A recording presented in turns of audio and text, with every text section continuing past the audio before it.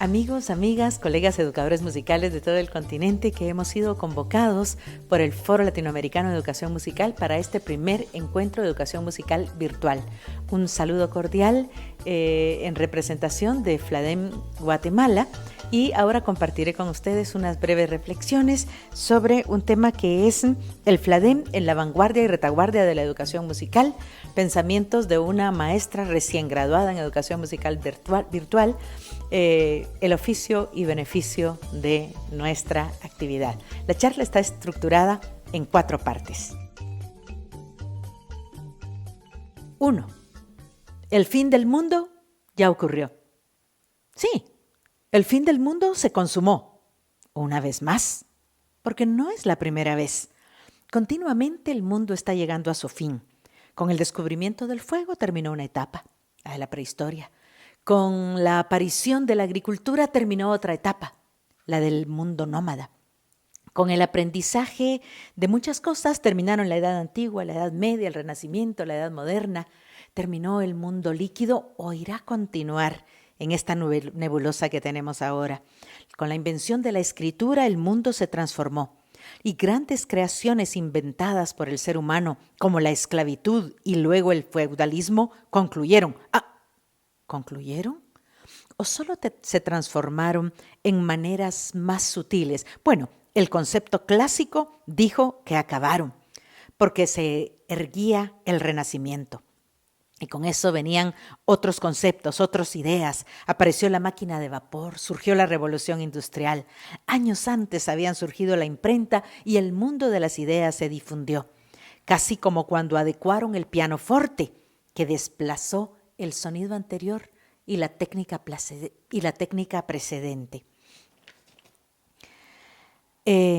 Probablemente el surgimiento de esa locomotora a vapor y la revolución industrial sepultaron aquel periodo anterior y se generó el imperio de un nuevo mundo, el del mundo del mercado, que surgió de manera tan voraz que fue empujando al mundo a su siguiente final.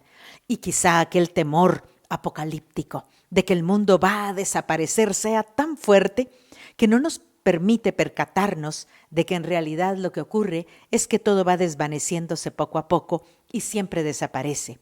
Se transformó el barroco y llegó el clasicismo, se dejaron de bailar los valses románticos porque venían el impresionismo, el nacionalismo, las vanguardias. Todo esto estaba en nuestros cuadernos de estudiantes, pero era la historia que se sentía tan lejana.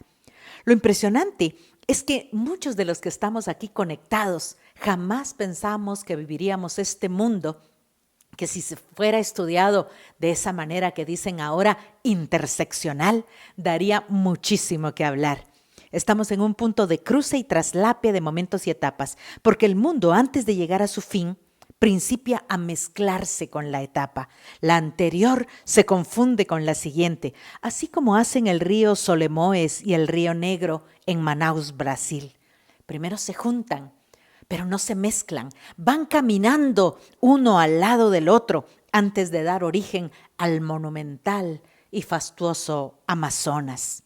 ¿Y por qué no se mezclan las aguas de estos 2 ríos? Los científicos dan una explicación. Dicen que se debe a 3 factores: la densidad del agua, la temperatura del agua y la velocidad de la corriente. Así que podría ser que algo así nos esté sucediendo, que haya elementos tan densos como el mercado y la política que no quieren aceptar ni dejar que las cosas vayan cambiando. Pero también hay temperaturas distintas, las de la gente que no tiene comida, las de los médicos que no tienen insumos, la de los empresarios que sienten que ya no van a tener empresa, o al menos no como la concebían, las de los empleados que no saben o no sabemos si recibirán su sueldo, la de los niños que están contentos por estar en casa y tener a sus papás más tiempo, o las de los animalitos que salieron e invadieron incluso algunas partes de las ciudades. Estas temperaturas aún no se compatibilizan y necesitan llegar a estabilizarse, pero ante todo hay un desfase enorme en la velocidad del encuentro de estos ríos. Es un problema en el tempo. Es un ritmo que paró de golpe y no logró ajustarse al tempo primo. No hubo un retardando. Fue un súbito freno al frenesí del siglo XXI, a la locura de la calle, a la perturbada vida de las ciudades, a la tiranía del consumismo, la velocidad del virus que vino a poner en orden tantas cosas, que vino a mostrar la ineficiencia y la ineficacia ya sabidas, que vino a descubrir la inequidad y la desigualdad siempre mencionada, siempre convocada, pero nunca solucionada. ¿Quién tenía la razón en este tiempo del fin? ¿Los ecologistas? ¿Los neoliberales? ¿Los filósofos? ¿Los artistas? ¿Los educadores quizá? Parte 2. Entender la época. ¿Quién soy yo dentro de este tiempo? ¿Y ahora qué hago? Nuestro CV, nuestro perfil venía diciendo todos esos escenarios donde quizá habíamos participado, todos esos conciertos que habíamos brindado, todas las escuelas donde habíamos enseñado.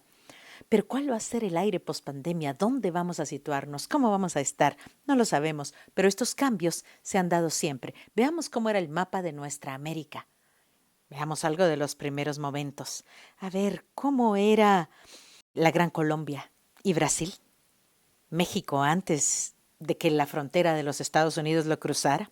Guatemala antes de la anexión a México. Centroamérica antes de desintegrarse. Paraguay antes de la guerra de la Triple Alianza, Bolivia quizá con una salida al mar, América antes y después de que nos fragmentaran y nos hicieran creer en los falsos nacionalismos para estar siempre compitiendo y peleando. Nos quedamos sin guión. El guión se les soltó a todos, a los estadistas, a los planificadores, hasta los curriculistas, que suelen ser inamovibles. Y como en el mejor sketch de guionesco, la realidad se volvió un gigante escenario de teatro del absurdo. John Cage sentiría que el 440 se vuelve eterno en este escenario de silencios forzados y de sonidos extraños. Pero los maestros tomamos las riendas. Hagamos lo que podamos, dijimos, y los niños no quedaron abandonados. Y el sistema principió a reordenarse. Y los ministerios de educación vieron impávidos cómo los docentes tomaban las pantallas y empezaban a dar continuidad a sus ideas. Y los profesores empezaron a tener libertad, a moverse un poquitito, al principio en los márgenes, y a mostrar una realidad que la gente, los padres y los directores no imaginaban. Muchos ni siquiera pensaban lo que ocurría en un salón de música, y si las cosas se hicieron bien, la educación musical empezó a brillar. Los padres se dieron cuenta de que los niños y niñas la disfrutaban más que muchos cursos. Notaron que cantar era importante, que crear lo era, tanto como dibujar y moverse, que los números tan ponderados no entraban de lleno en el esquema que se quería presentar como insustituible. Los maestros hicieron que el ciclo no se suspendiera y mostraron que hay más vocación de lo que la gente creía, porque grandes campañas de descrédito se habían dado, en parte, para sustentar las teorías económicas que privatizan hasta el aire con tal de generar más y más dinero. Ahora es probable que todos aprueben el ciclo, y entonces esto nos hace ver que la evaluación no era tan relevante como se pensaba, o que es algo distinto de lo que aprendimos y que era una especie de arma del sistema y que esa arma se está descargando. Ahora, quizá entendamos que había ideas adelantadas, como las de la maestra Violeta de Gainza, que nos decía, el diseño artístico debería proceder desde lo natural, desde la vida, desde la emoción. Cuando queremos encasillar la música en el diseño curricular es cuando comienzan a surgir los problemas. Entonces, tenemos que entender esta nueva posición.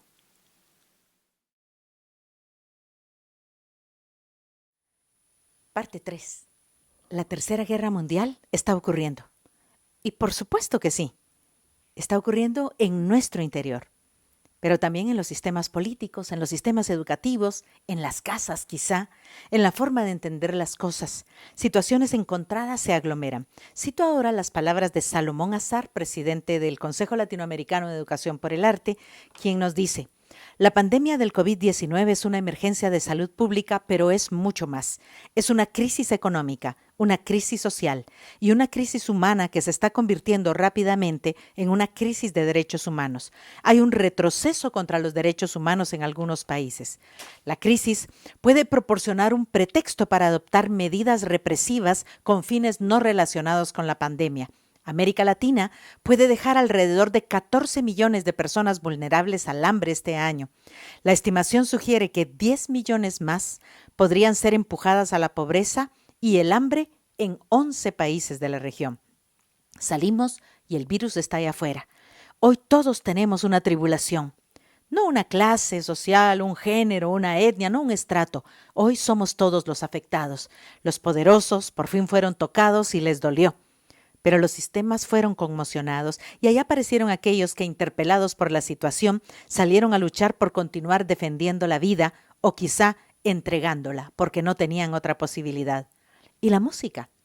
La música mostró su brillantez, su capacidad de paliar los efectos de la pandemia. Empezaron los cantantes, los coros, los instrumentistas con sus lives en las redes sociales. Se sumaron muchos artistas. Luego vinieron los educadores musicales y se plantaron frente a la pantalla y empezaron a generar propuestas. Estas propuestas no necesariamente tienen una compensación económica, porque allí está el otro problema de la crisis. Pero ¿y los niños? ¿Y esa nueva generación? Pues ellos siguieron estudiando, siguieron cantando, siguieron tocando si les dimos la posibilidad, los que lograron conectarse a una pantalla. Los otros no, pero en medio de todo, Tonucci ya había dicho que para los niños el confinamiento no fue un gran cambio. Ellos ya estaban, en su mayoría, o al menos grandes núcleos, encerrados en las ciudades, sin mayores opciones para vivir realmente como niños, porque la violencia, porque la presión del trabajo hacía que ellos estuvieran dentro de su habitación y sin la posibilidad de vivir realmente como niños, con sol, con aire, con juegos. Ya las casas eran pequeñas cajitas de encierro y las escuelas algo parecido. En general, a la mayoría de niños y niños no les gustaba la escuela, no la anhelaban, porque la escuela, ya como tal, estaba considerada un fracaso. Pero lo que los niños y niñas sí esperaban, y era el tono que daba alegría a su vida, según lo que Tonucci plantea, era la compañía de otros niños, el juego colectivo, la necesidad de estar juntos. Eso no estaba. Entonces, parte 4. ¿Abrimos o cerramos? Lugares seguros y peligrosos. Lo cerrado y lo abierto con la pandemia se pone de manifiesto, pero no se capta con facilidad porque está sutilmente revestida de una manera nueva de presentarse. La tecnología es segura, aunque para algunos no sea tan segura como para mí, nos sentimos inseguros al usarla. Claro, porque soy una maestra jubilada, pero soy recién graduada en el mundo de las pantallas y de la educación virtual. Ahora, como la mayoría de ustedes, tenemos en casa un mini estudio de televisión con un set de filmación. Ahora somos estrellas de la pantalla chica o de la pantalla grande. No sabemos de qué pantalla, pero en todo caso, por ahí andamos. Ya sabemos conectarnos, operar plataformas, compartir pantalla con imágenes, audios visuales. Las agrupaciones musicales están viendo nacer nuevos géneros, el coro virtual, la orquesta virtual. Las agrupaciones, ahora los solistas, pueden ponerse en una pantalla divididos en 4 y la misma persona puede tocar las 4 partes de una obra simultáneamente. Pero también los multiinstrumentistas pueden ponerse a tocar en sus diversos instrumentos y hacer el grupo musical completo. Muchos estamos felices aprendiendo a manejar los aparatos y algunos son verdaderos operarios fantásticos. Nuestras ingenierías, las latinoamericanas me refiero, nos quedaron a deber un poco. Nos quedaron a deber un poco ¿en qué? Las ingenierías de sonido. Me refiero a que no fueron preparadas para generar su propio material, para generar software. Somos buenos operarios, pero no fuimos no fuimos generadores. Apenas pude encontrar, y con mis disculpas, un material precioso, un programa elaborado en la Universidad de Quilmes en Argentina para grabar y totalmente gratuito. Pero lo demás lo estamos aprendiendo a usar re bien. Y quizá en la emoción de probar lo novedoso, empezamos a tomar inconscientemente elementos del sistema que se cae, elementos del sistema que ya no funciona, pero nosotros los estamos incorporando miméticamente. Esto está ayudando a que se sostenga eso que tenía que caer, porque lo podemos estar tomando de repente acríticamente. No mencionaré nombres de nada, porque ustedes saben y pueden encontrarlos en cada paquete que le venden en Internet, en cientos y miles de webinars, cuyo propósito es vender el curso, la idea, el sistema, porque con la tecnología no logramos despojarnos del todo ni de esa moda pedagógica impuesta, ni de ese colonialismo. Al contrario, tiende a que reforcemos cada uno de estos elementos porque los paquetes son completos. Podemos ser atrapados en ellas sin siquiera cuestionarlas, porque estos cambios no son automáticos, implican una conciencia. Luego, un uso de ciertas herramientas, por un lado las tecnológicas, es cierto, pero sobre todo herramientas de pensamiento. Debemos percibir lo que ocurre, es decir, escuchar, entender, tomar acciones, producto de internalizar la situación. Pero como docente, ¿será que noto que todo esto está ocurriendo? ¿Qué estoy percibiendo? ¿Estoy trasladando mi clase directamente del aula física que tenía ahora al salón virtual? Esto no podría ser, no tendría que ser, porque las cosas no funcionan igual. Quizá pueda haber una negación a considerar o dudar de nuestras propias acciones. Lo digo para mí, no para ustedes. Dudar de mis propias acciones, porque es complicado siquiera pensar que pudiéramos trasladar los mismos errores, los mismos estigmas. Solo que ahora desde Zoom, desde Meet, desde Collaborate, es interesante pensar, ¿será que quien tenía la puerta abierta la sigue teniendo así? ¿Será que quien tenía el ojo crítico lo sigue teniendo? ¿Será entonces que quien tenía la puerta cerrada sigue en esa cerrazón, solo que desde la pantalla? Que quien tenía la mirada crítica sigue exactamente igual, solo que desde la pantalla. Porque quien solo traslada aquellos elementos a la pantalla, generará pantallas llenas de estereotipos y tendremos una Filmora para producir errores y tendremos un Sony Vegas lindo, pero con más de lo mismo. Si el cambio en el mundo fue de fondo, ese fondo debe mover nuestros nuevos planteamientos. Deberíamos buscar corregir lo que está incorrecto, lo que logramos notar como tal, cambiando la planificación de golpe, de fondo. Los formatos ya no quedan. Aprovechemos esto, pero eso sí, no borrando de golpe nuestro pasado, no permitiendo que se borren ni que roben nuestras memorias. Una opción sería volver a la sencillez, a la naturalidad. Renunciar un poco a esa superespecialización a la que el sistema nos venía empujando, con la que nos sentíamos muy cómodos, con toda esa jerga pedagógica y con toda esa cantidad de enunciados que realmente nos estaban alejando del hecho central, del hecho principal. En cierta ocasión, mi querida maestra Violeta de Gainza dijo estas palabras: